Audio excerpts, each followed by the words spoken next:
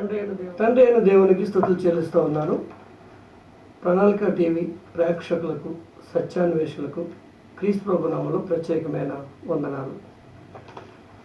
ఈరోజు రక్షణ అనే అంశం మీద మనం ధ్యానించుదాం. సాల్వేషన్. పరిశుద్ధ గ్రంథాన్ని పరిశీలించినప్పుడు దేవుడు మనుషుల కొరకు, మానవాళి కొరకు రక్షణ పథకాన్ని చేసినట్లుగా మనం గమనిస్తాం. ఇది మతంలోకి మార్చుకోవడానికి సంబంధించిన రక్షణ కాదు సోదరుల. మొట్టమొదట అలాంటి అభిప్రాయాన్ని మనం విడిచిపెట్టాలి. రక్షణ ఇది దేనికి సంబంధించింది అని మనం ఆలోచన చేసింది భౌతిక సంబంధమైన రక్షణకు సంబంధించింది కానే కాదు. రక్షణ అంటే ఆపదలో నుండి తప్పించుట. మనం ఆపదలో అంటే పాపంలో ఉన్నాం. ఈ పాపం అనేది శరీరానికి సంబంధించింది కాదు, ఇది ఆత్మకు అంటుకున్న మాలిన్యం.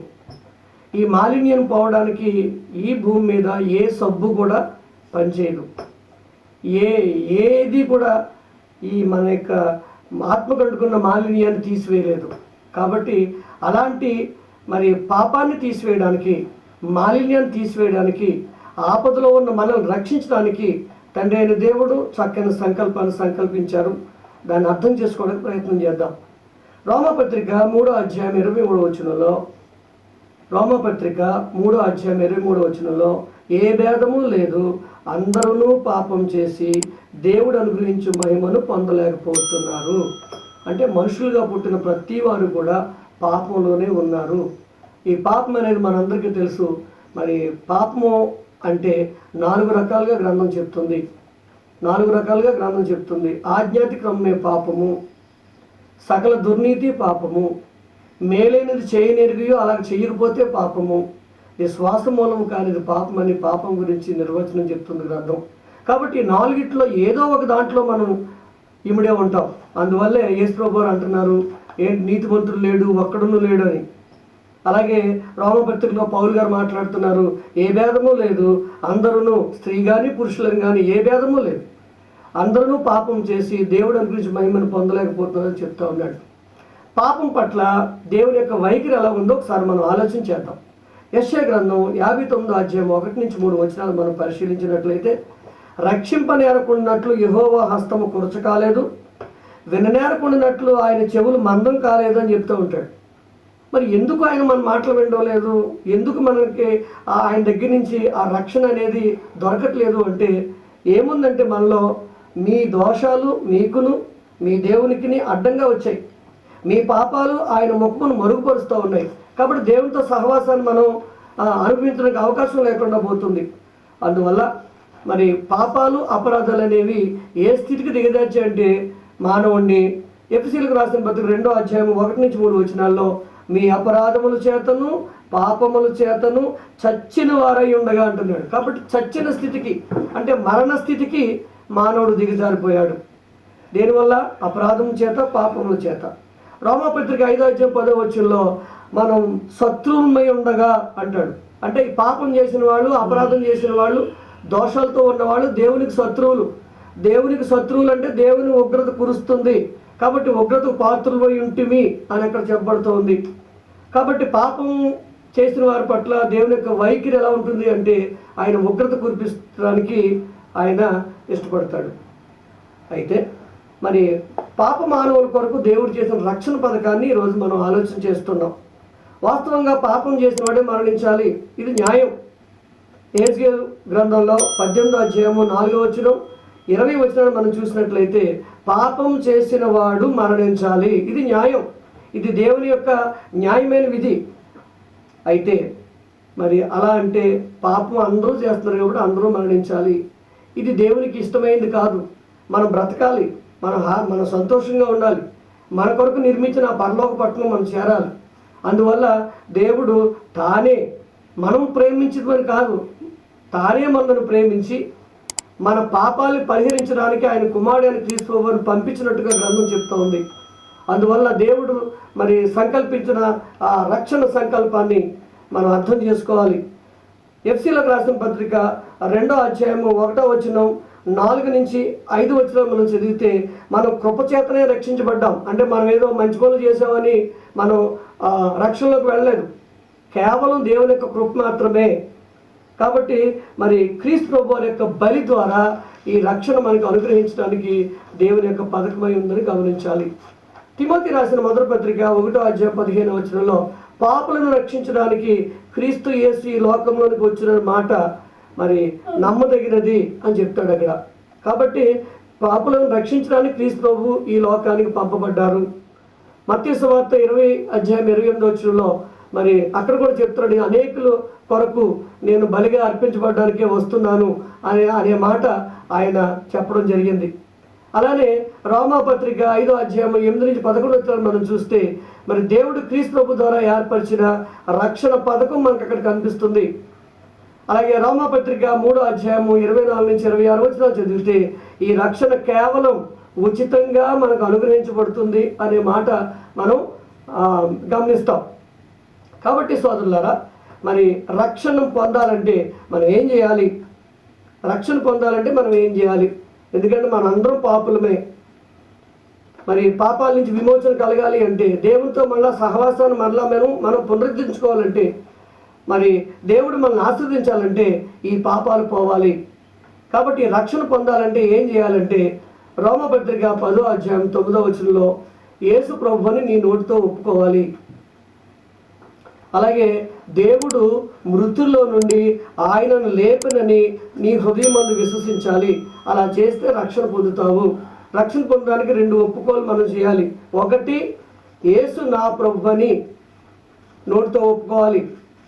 అలాగే దేవుడు మృతుల్లో నుండి ఆయనను లేపనని హృదయమందు విశ్వసించాలి. ఇలా చేస్తే రక్షణ పొందే అవకాశం ఉంది. కాబట్టి అపొస్తలుల కార్యాలు 2:38 పేతురు గారు మాట్లాడుతూ మరి ఎవరైనా రక్షణ పొందాలి అంటే వాళ్ళు ఏం చేయాలంటే మారు మనసు పొంది పాప క్షమాపణ నిమిత్తము ప్రతివాడు యేసుక్రీస్తు నామంలో బాప్తిసం పొందాలి. అలా పొందిన వాళ్ళు రక్షించబడతారు. అలానే మరి 41 మనం చూసినట్లయితే, అదే అధ్యాయం 41 చూసినట్లయితే వాక్యం అంగీకరించిన వారు 3,000 మంది ఆ రోజు బాప్తిసం పొందడం జరిగింది. మొదటి శతాబ్దంలో 33.5 సంవత్సరాల్లో పేతురు యొక్క ప్రసంగాన్ని విని వారు చేసిన తప్పును సరిదిద్దుకొని వాక్యాన్ని అంగీకరించి 3,000 మంది ఆ రోజు బాప్తిసం పొందారు.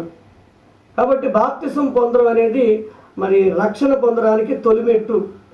అంటే యేసు ప్రభువుని అంగీకరించి హృదయమందు దేవుడు ఆయనను మృతుల నుండి లేపాడని కానీ అంగీకరించినట్లయితే బాప్తిసం పొందే అవకాశం ఉంది.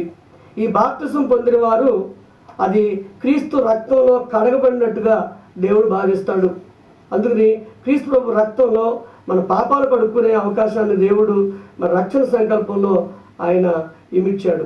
అందువల్ల క్రీస్తు ప్రభు రక్తంలో మన పాపాలు కడుక్కునే అవకాశం దేవుడే ఏర్పాటు చేశాడు. అది మనం ఏర్పాటు చేసుకుంది కాదు, మనం మొరపెట్టింది కాదు, మనం వేడుకున్నది కూడా కాదు. అందుకనే యోహాను రాసిన మొదటి పత్రికలో 4:7 అంటాడు, మనం దేవుడు ప్రేమ స్వరూపి, ప్రేమ లేనివాడు దేవుని ఎరుగడు. అయితే మనం ప్రేమించటమని కాదు, తానే మనల్ని ప్రేమించి మరి మన పాపాలు విమోచింపబడ్డానికి క్రీస్తు వారిని ఆయనే పంపించాడు అనే మాట మనకు అక్కడ చెప్పబడుతుంది. కాబట్టి ఇది ఎవరు కూడా అతిశయపడే వీలు లేదు, ఇది దేవుని కృప మాత్రమే అనేది గ్రంథం చెప్తున్న విషయ సోదరులారా. రక్షణ పొందిన తర్వాత మరి దాన్ని కొనసాగించుకోవాల్సిన బాధ్యత మనందరి మీద ఉంది. రక్షణ భూలోకంలో పొందుతాం, పరలోకంలో రక్షణను అనుభవిస్తాం. కాబట్టి రక్షణను మనం కొనసాగించుకోవాలి.